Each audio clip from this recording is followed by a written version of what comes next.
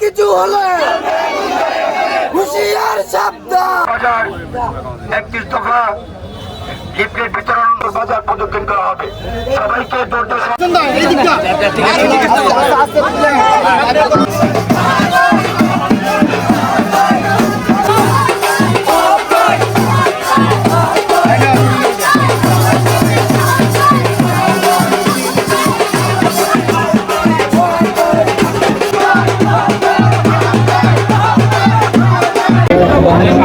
আমি জাতীয়তাবাদী বাংলাদেশ জাতীয়তাবাদী দলের কাছে একজন মনোনয়ন প্রত্যাশী অজিত পণ্ডিত এলাকা থেকে।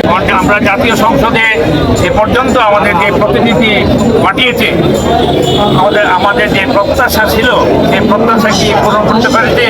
আপনাদের কি মনে হয় আমাদেরকে আমরা প্রতিনিধি পাঠিয়েছিলাম তারা আমাদের প্রত্যাশা পূরণ করতে পেরেছে?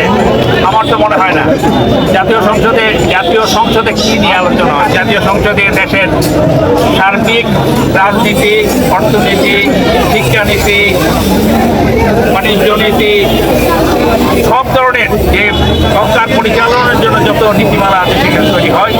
তারপরে আরও যে রাষ্ট্রীয় ব্যাপার বিষয়গুলি আছে, রাষ্ট্র পরিচালনার বিষয়গুলি, সেগুলি নিয়ে আলোচনা হয়।